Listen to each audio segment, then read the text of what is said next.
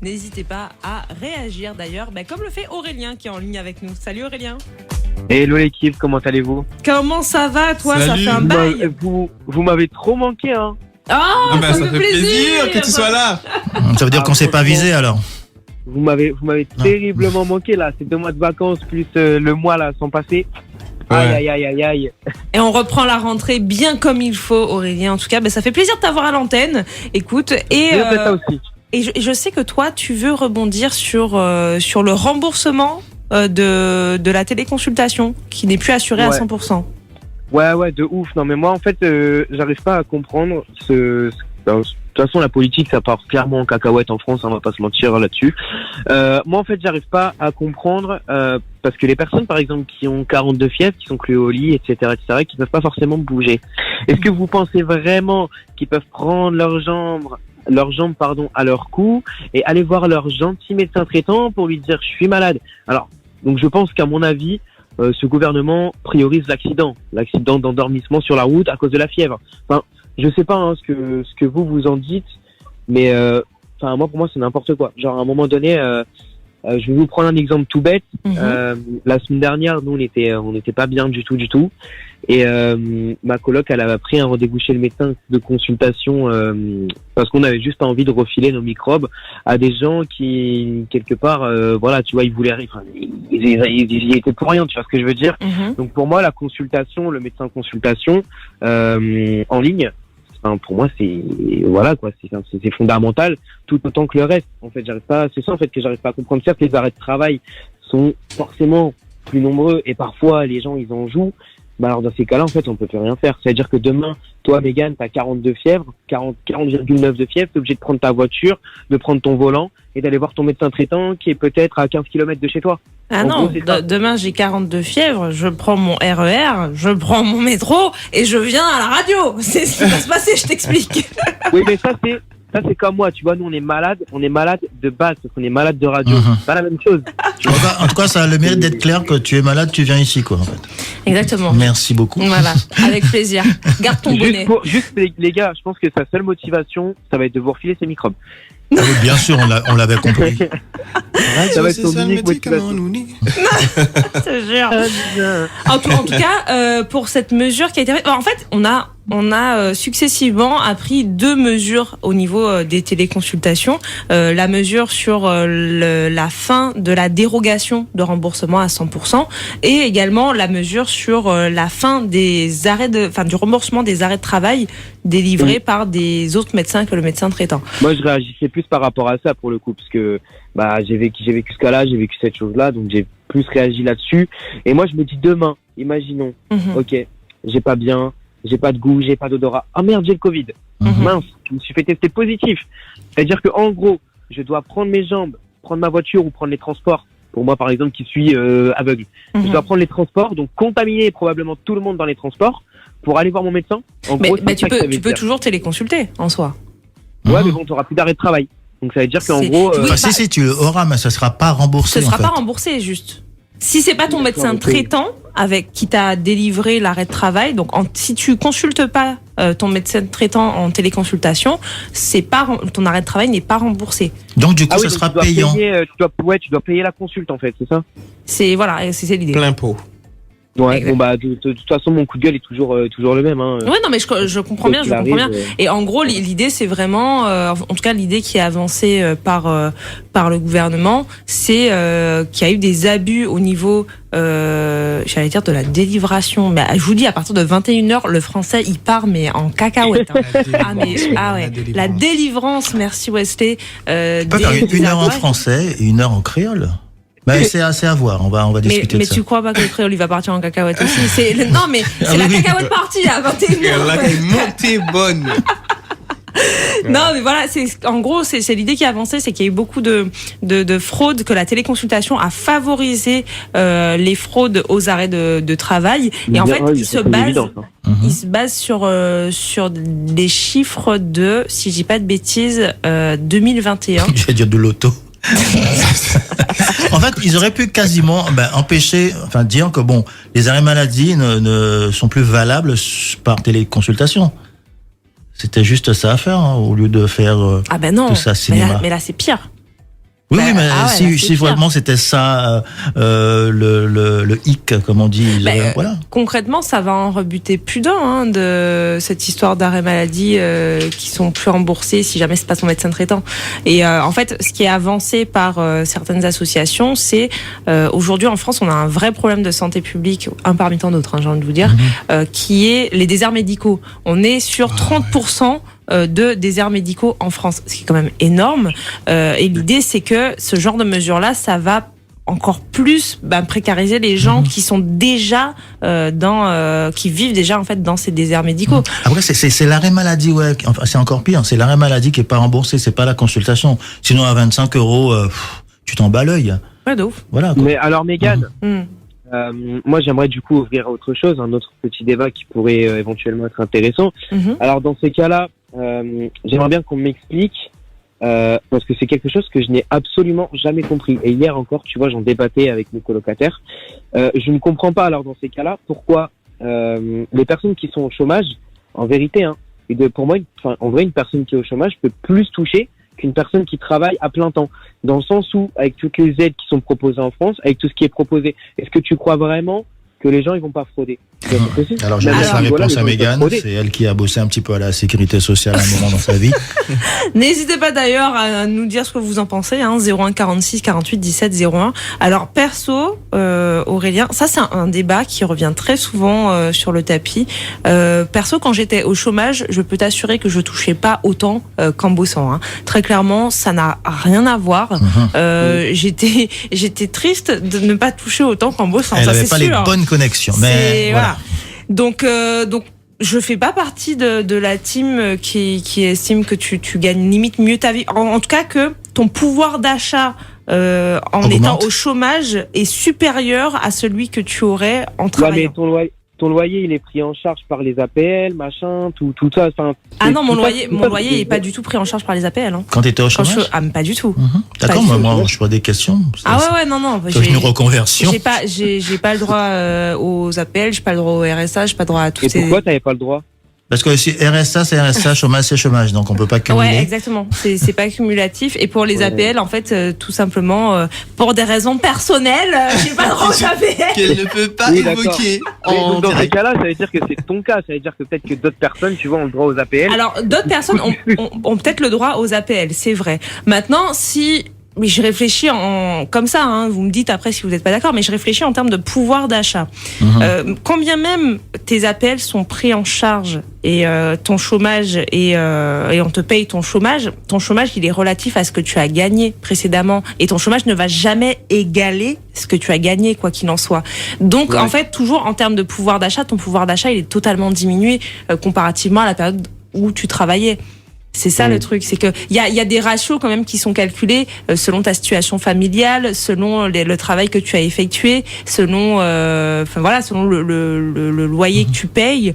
Donc après seul c'est un petit peu compliqué. Par contre, il y a des gens qui arrivent à se démerder, mais ils ont tout à fait raison. Les gens avec des enfants. Là, ça change un petit peu la donne. Oui, quand t'as des enfants, t'as droit à raison, mais pour moi, ils ont pas raison justement de profiter du système, de mettre un gosse au monde. Enfin, c'est exactement là, je te dis ça parce que c'est un autre débat.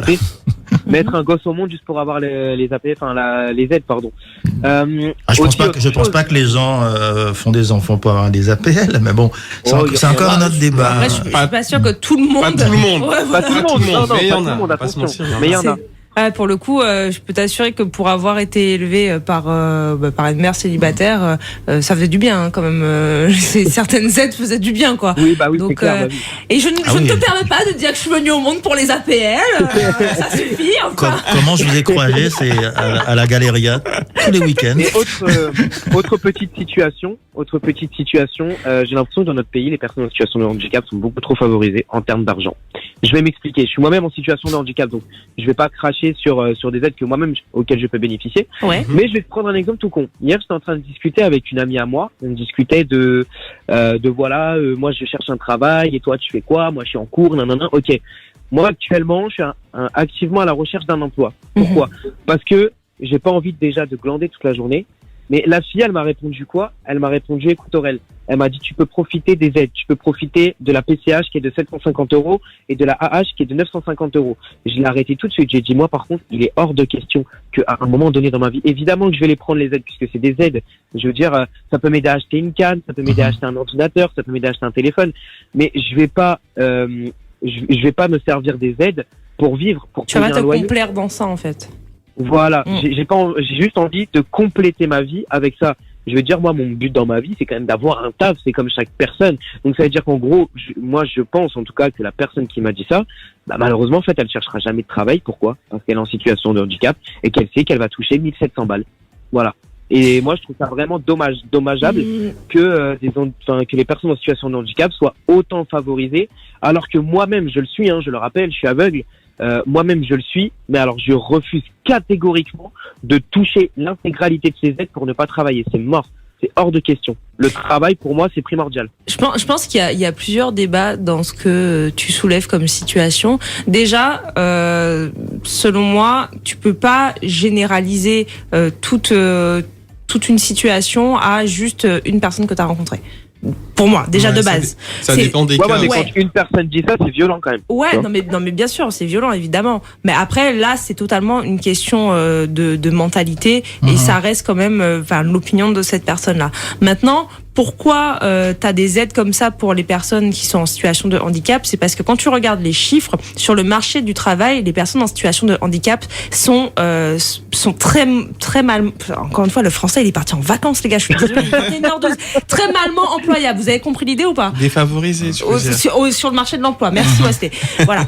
Donc c'est vrai que c'est pour ça aussi que tu as des politiques de discrimination positive à ce niveau-là, où tu as des quotas de personnes en situation de handicap que tu emploies dans ta boîte et les boîtes sont favorisées par rapport à ça. Bref, mais l'idée c'est que ces aides-là sont faites pour pallier un manque, pour pallier des situations qui sont déjà où on n'est pas sur le même pied d'égalité. Ouais. Elles sont pas là pour te dire mais reste chez toi, regarde Netflix et puis joue à FIFA. Tu vois, c'est pas l'idée de base. Après, évidemment, comme partout, t'as des gens qui profitent du système. Mais ça, c'est partout, en fait. C'est dans n'importe quelle situation. Et je me dis, à ce niveau-là, les bons doivent pas forcément payer pour les mauvais, parce que t'as des gens qui réfléchissent plus comme toi et se disent, non, mais en fait, j'ai envie d'être indépendant, j'ai pas envie de profiter de ce système-là, et surtout, j'ai envie que les gens qui en ont vraiment besoin, en profitent. Ouais, c'est un peu ça. Donc ouais, moi, je pense pas que, en tout cas, honnêtement, je connais peut-être pas assez le sujet non plus pour pouvoir me prononcer, mais je ne dirais pas que les gens en situation de handicap touchent trop d'aide. Je pense juste que ça a été étudié dans une logique des gens partent pas sur un même pied d'égalité. Sur le marché de l'emploi, ça c'est sûr. Mais donc dans ces cas-là, pourquoi au lieu de faire toucher autant d'argent, pourquoi est-ce qu'ils augmentent pas le pourcentage de personnes en situation de handicap dans les entreprises? Le pourcentage, il est que de 5% actuellement. Ça veut dire que 5%, c'est rien. C'est-à-dire que moi, demain, imaginons, on est dans une entreprise avec 10 employés, en fait, je serai la seule personne en situation de handicap dans l'entreprise. Et moi, ça, je trouve pas ça normal.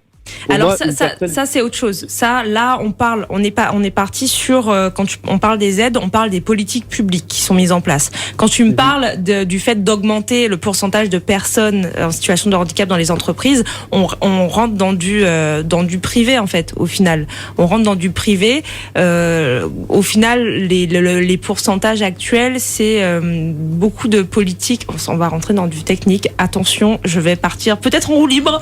Non, mais ça va. Vas-y, fais-toi plaisir et fais-moi plaisir aussi parce que je veux comprendre. On va s'adapter. Ce sont les politiques de RSE qui sont mises en place, donc de responsabilité sociale des entreprises, tout ce qui relève du recrutement, de la diversité dans le recrutement, des normes environnementales, etc., etc.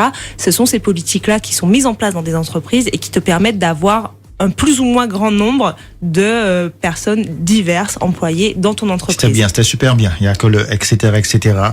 qui, franchement, journalistiquement parlant, est fort de café, mais bon. Déjà que Wesley m'a reprise 2 fois au niveau du vocabulaire. T'as pas reprise, tu l'as posé la question. On est là pour ce sujet. On est là pour ce donc voilà, on est vraiment sur 2 débats différents. Après, il peut y avoir des propositions de loi sur, on demande aux entreprises d'augmenter leur quota de personnes en situation de handicap à grand renfort de cadeaux fiscaux. C'est totalement possible. Je crois pas que ce soit à l'ordre du jour, mais c'est possible en tout cas. Mais on est encore sur des débats qui sont un peu différents. Tu t'obliges pas les entreprises à le faire, tu les incites à le faire. C'est autre chose. Voilà, et puis tout dépend du handicap aussi, j'imagine. Ouais, bah oui. Ouais. C'est sûr que si t'es aveugle, tu peux pas être pilote de ligne. Hein. Oui. Parce qu'il y a la blague. J'allais te dire qu'il y a des places à pourvoir à la RATP. Mais toi, tu peux pas, en fait, voilà. Mais tu es vraiment totalement, tu es non-voyant, ou tu vois un petit peu quand même? Moi, je suis non-voyant, mais après, à la RATP, par exemple, ce que je peux faire, c'est genre l'accueil de clients, standard. Tout ça, je peux le faire. Après, évidemment, je vais jamais te conduire un train parce que comment t'expliquer que le train, il risquerait de vite finir en dehors des rails. Donc du coup, les passagers à bord risqueraient de trouver la mort assez rapidement. Mais Aurel, je t'explique, le jour où tu te retrouves à piloter un train, tu me dis dans quel train je monte pas dedans. Tu peux nous envoyer un SMS. Envoie-nous un SMS pour monte pas dedans, s'il te plaît. Par contre. C'est quoi? J'ai une idée. Je vais piloter la ligne 14 du métro. C'est bon? Ah, bien vu. Ouais, là, à la rigueur, ça va. Non, mais t'as raison. C'est vrai qu'il y a quand même au sein des entreprises des postes qui peuvent être pourvus en fonction du handicap. Donc, pourquoi effectivement ne pas favoriser ces postes-là dans une certaine mesure pour les personnes en situation de handicap? Ah, toi, carrément, tu penses qu'il faudrait réserver des postes? Pas forcément réserver, mais un pourcentage. C'est un peu comme ce qu'ils font déjà, mais peut-être pour justement des gens qui sont peut-être en situation de handicap et qui cherchent à travailler. Parce que moi, je suis en train de penser à une sorte de blague qu'on peut faire sur TikTok, un truc comme ça, où des gens, ou même une caméra cachée, où il y a plein de gens dans un avion, et puis tu vois tout le monde passe, les hôtesses, et le pilote, il arrive en canne blanche. Ah, ça fait stylé, ouais. Hello everybody, I'm a pilot.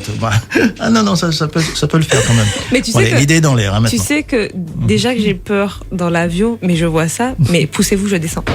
Poussez-vous, je descends. Non, mais moi, je saute directement, je pense que. Carrément. Pas de blague comme ça, les gars, ça va pas être possible. Un petit coucou en tout cas à tous les non-voyants, tous les malvoyants qui nous écoutent, voilà. Et puis plus largement, toutes les personnes en situation de handicap qui nous écoutent. D'ailleurs, la journée du handicap, c'est dimanche. Ah ouais? Ah bah vivement. Ouais. Vous m'appellerez l'équipe, hein. Je compte sur vous. Hein. Enfin, c'est pas une fiesta, hein. On dirait qu'on va boire un verre. Je te jure. On va pas aller boire un verre, on va se prendre une cuite directement. Ah. Bravo. Voilà, tout voir. L'alcool, t'as consommé avec modération. Bien sûr. Évidemment. Et puis manger 5 fruits et légumes par jour, c'est pas plus mal. Voilà. Mais par exemple, pour revenir un petit peu sérieusement sur ce qu'on disait. Ah oui, mais rapidement aussi, hein. Ça rime avec sérieusement. On va y aller rapidement, t'inquiète. Parce que sinon, on est au chômage, du coup. Par exemple, les ordinateurs à la RATP, ils sont pas forcément équipés, tu vois, de tout ce qui est logiciel, adapté, machin, tout ça. Pourquoi ils le font pas? Voilà. La question est posée. Si quelqu'un de la RATP nous écoute, n'hésitez pas à nous dire. Avec une petite dédicace, l'équipe. Très très rapide. Vas-y. Ah bah déjà, ça m'a fait trop plaisir de vous revoir au téléphone, vraiment. Ça c'est pas une dédicace, c'est un compliment. Voilà, mais donc voilà, petit compliment pour vous. Merci. Et je fais une dédicace à Chloé et son papa qui sont à l'écoute là, qui m'écoutent et qui vous écoutent aussi, donc on leur fait un big up. Gros bisous à eux. Et puis bisous à toi aussi, Aurel, on te fait des gros bisous, on te dit à la prochaine. À bientôt. Allez, salut gros.